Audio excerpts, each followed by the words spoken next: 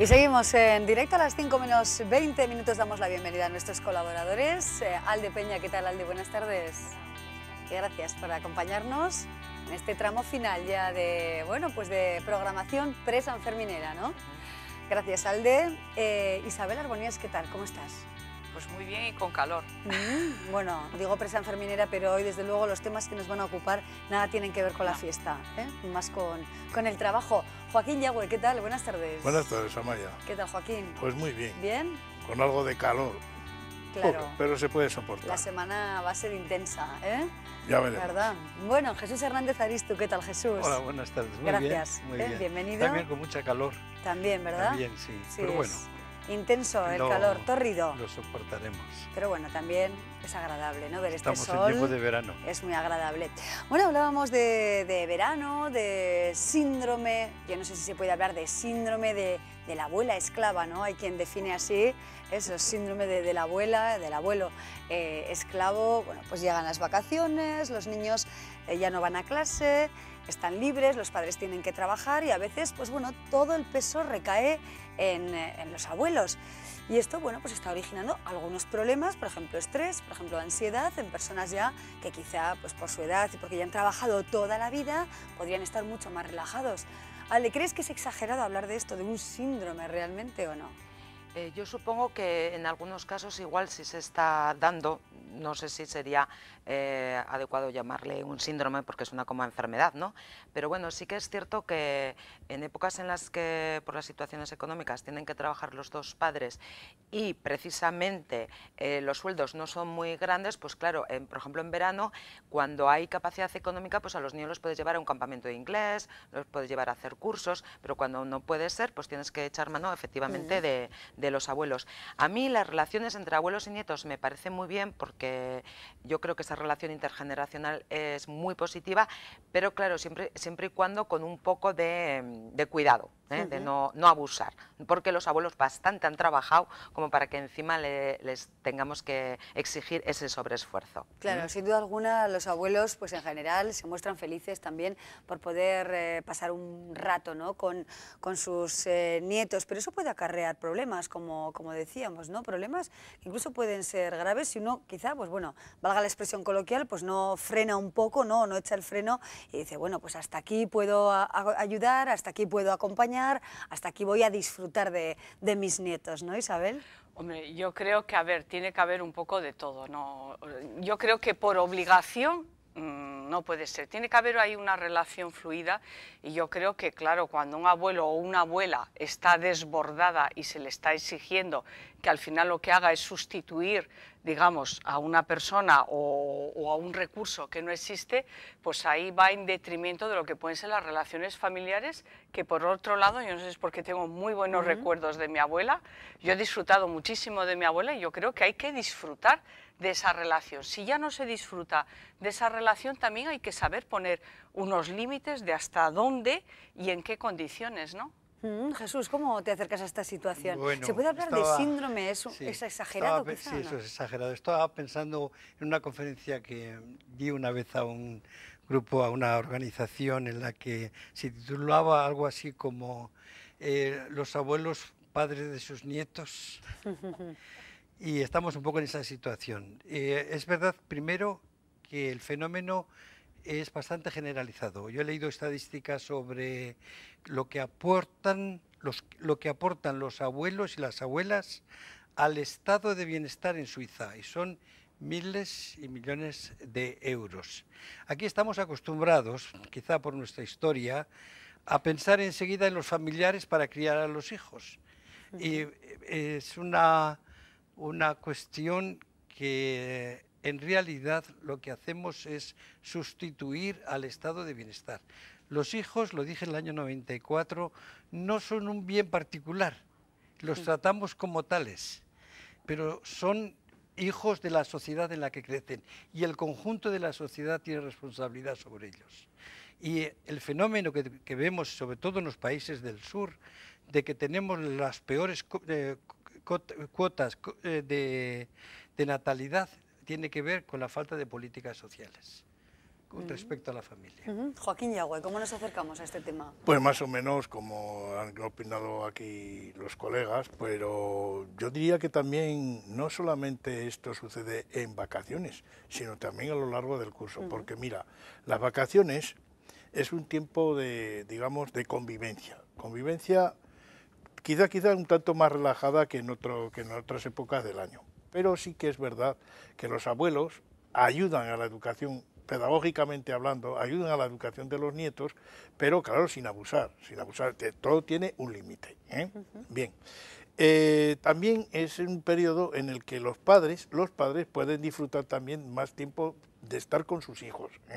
Las vacaciones no es simplemente un tiempo de relax, no hago nada, etcétera, etcétera. Es para conocer mejor, se conoce mejor, para conocer mejor a los niños, tanto los abuelos como los padres. Los padres no pueden delegar toda su responsabilidad en los abuelos. Por eso, en una prestación social yo diría que tendría que haber algún fondo, un fondo, digamos, de dinero o de lo que fuera, pues propiciado por el gobierno foral o por los gobiernos autonómicos o por el Estado, para que durante ese periodo de vacaciones no recayera todo, absolutamente todo. Si no se pueden pagar unos campamentos, como decía aquí Alde, sí que se pueda tener unas escuelas prácticas, o si quieres, unas prácticas no docentes, porque no vamos a ir otra vez a la escuela. Sí. Yo os digo que las vacaciones son para olvidar todo lo que has aprendido. Y esos mamotretos de problemas y cuadernos de problemas y cuadernos de lengua, eso debería estar prohibido, Dios mío, señor. No digamos tampoco que estén en estado salvaje, pero no metas al niño a hacer 7 cuadernos de problemas, porque eso no es así. Tendría que haber un fondo en que una prestación social muy buena sería esa, para descargar no solamente a los padres, sino también a los abuelos, que tuvieran unas clases, unas reuniones, unas jornadas pedagógicas con los niños, que les enseñaran cuestiones prácticas para la vida, que les enseñaran a vivir, y a vivir plenamente dentro de esta sociedad. Lo único que, claro, si se van con los abuelos o no se van con los abuelos, recae todo el peso sobre los abuelos. Y un apartado desde lo Jesús, público, ¿no? Lo que dice Jesús, en el fondo lo que estamos hablando todos es la necesidad de que exista unos servicios sociales, claro. O sea, esa base en la cual no tengamos que cargar, o sea, que ser cargas, ¿no? Y pensar que cuando los que tenemos hijos los hemos tenido, no solamente por un capricho, que hay gente que piensa que ni es necesidad ni es capricho, hay que pensar que en una sociedad todos somos corresponsables de la infancia, del cuidado también de las personas mayores, quiere decir que no estamos aislados. Si vivimos en una sociedad, todo eso, digamos, hay que ponerlo en común y poner en común también en este campo, ¿no? Claro, si se miran las caras de los recortes, ¿no?, en nuestro país... Sí, pero hay una cosa que está clara, yo lo tengo muy claro de esto. La educación es del Estado. El Estado tiene que proveer para todo este tipo de... Y las vacaciones es un tiempo de educación también, es pedagogía. No solamente la clase, sino también la pedagogía del verano.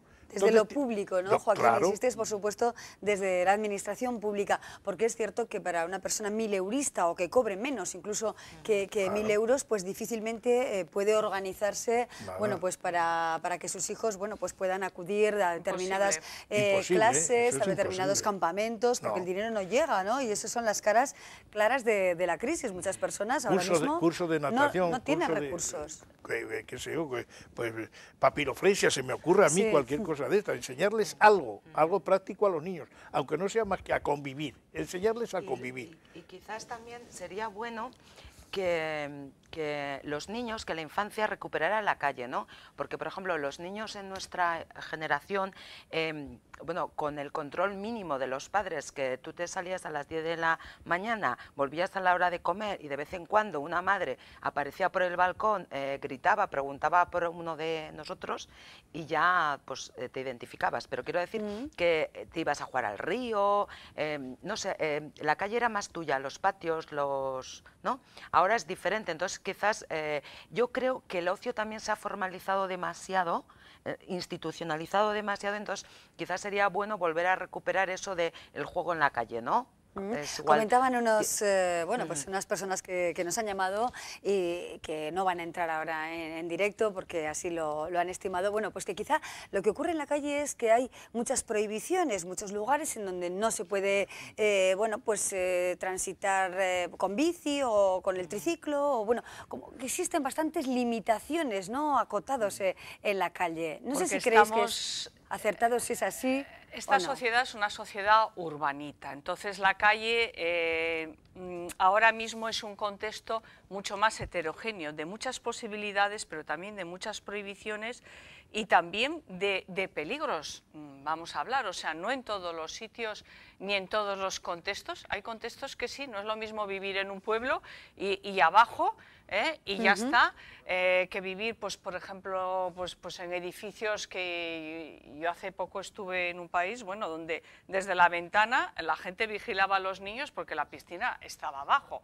Entonces es muy fácil tener a los niños abajo en la piscina, pero no todos los contextos son iguales, ¿no? Yo creo que también están organizados, no sé, en mi barrio, yo vivo en San Jorge, hay una escuela del barrio donde realmente los niños los lleva a la piscina, yo voy a Aranzadi y esos niños van a la piscina de Aranzadi. Yo creo que también es otra forma, sus madres trabajan, entonces alguien tiene que asumir ese contexto que yo estoy totalmente de acuerdo con Yagüe, y es verdad, el verano es para disfrutar, pero para disfrutarlo todos. Ahora hay que pensar que con 1.000 euros hoy, una familia mileurista, es imposible.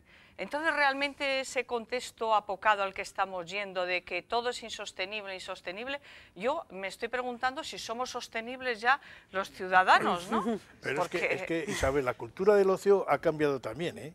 Hoy la cultura del ocio, el chaval que en el pueblo íbamos a buscar nidos, por ejemplo, hoy a un chaval no le digas tú ir a buscar nidos y en mi barrio sí, sí, podría ser, pero ojo, pues yo te digo que ha cambiado el... Sí. Está tocando un tema de gran importancia. Claro. Y es que nos hemos quedado en algunas cosas en la Edad Media, Efectivamente. en las sociedades rurales, cuando los chicos, los niños, terminaban la escuela e íbamos al campo a trabajar durante todo el verano. No teníamos problemas de tiempo libre ni esas cosas que son cosas de la modernidad. Muy pocos padres y muy pocas madres hacen un mes de vacaciones en el verano.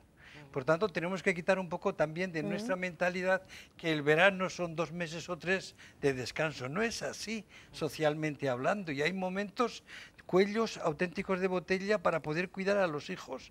El que puede echar del abuelo y de la abuela, a veces de los vecinos, tal vez un rato, pero eso no es la solución para un padre y una madre que está trabajando todo el verano, gran parte del verano, y los niños no los podemos cuidar a ratos.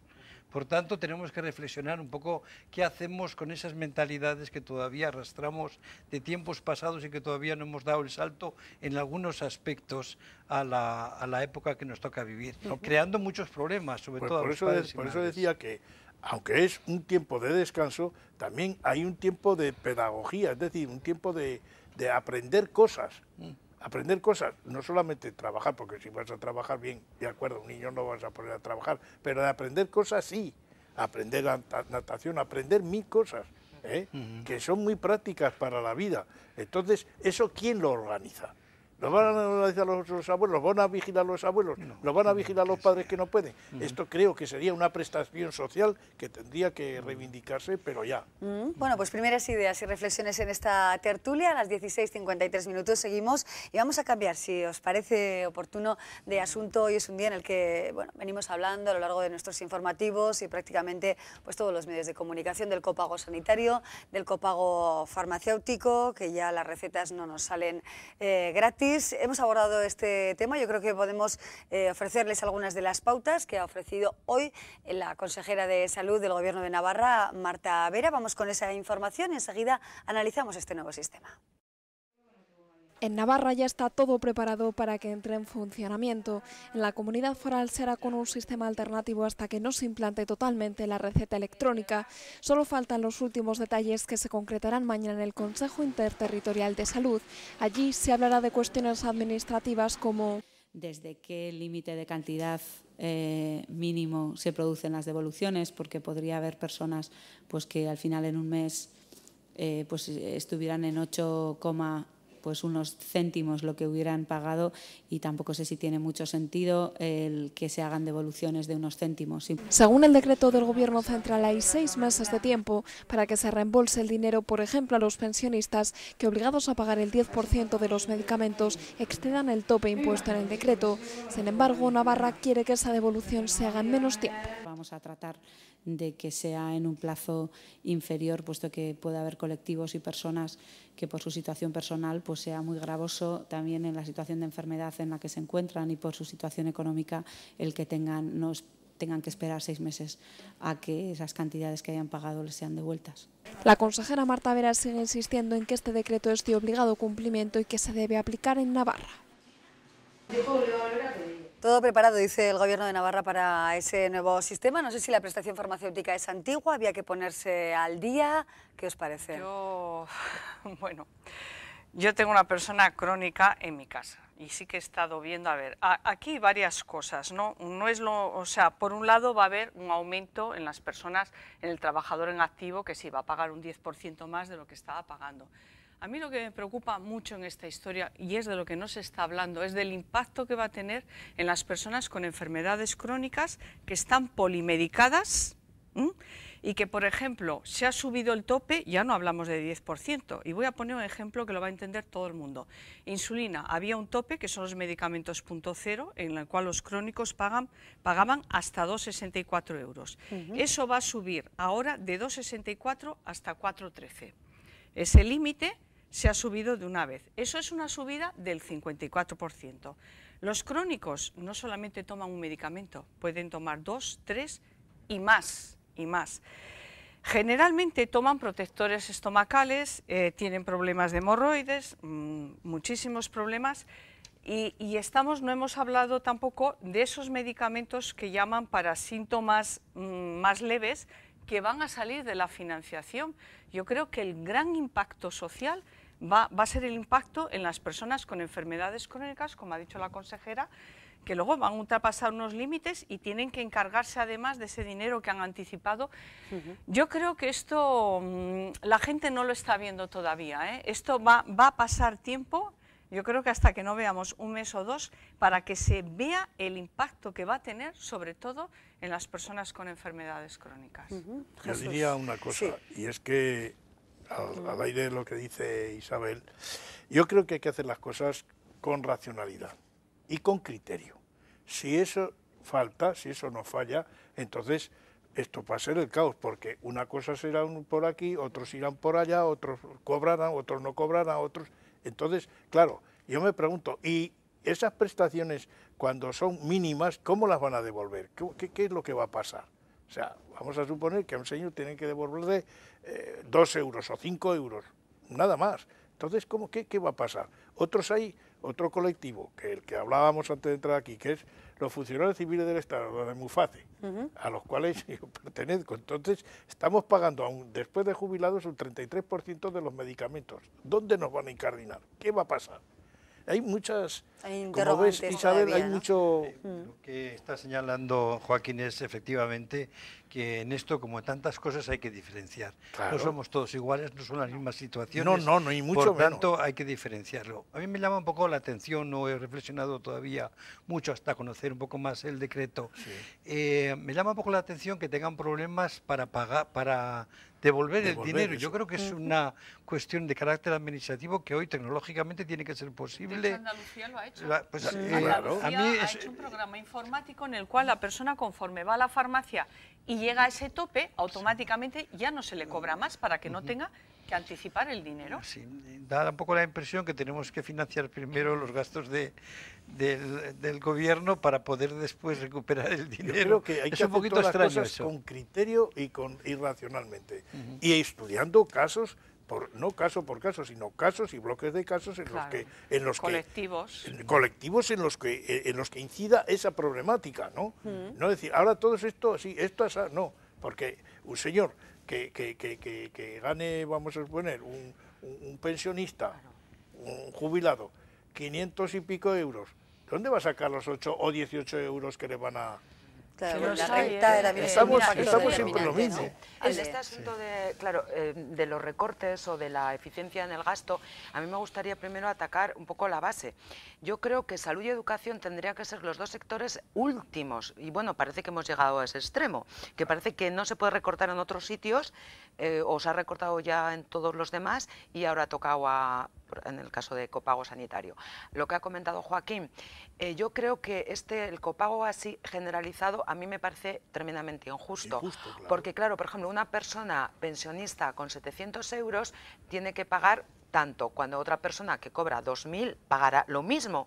Entonces a mí me parece injusto. Yo creo que lo que hay que hacer es hacer una política fiscal más, ¿cómo se dice?, progresiva, que los que tengan más paguen más, para que el saco común de la salud, de la sanidad, pues tenga más dinero para cubrir las necesidades de las personas que lo necesitan.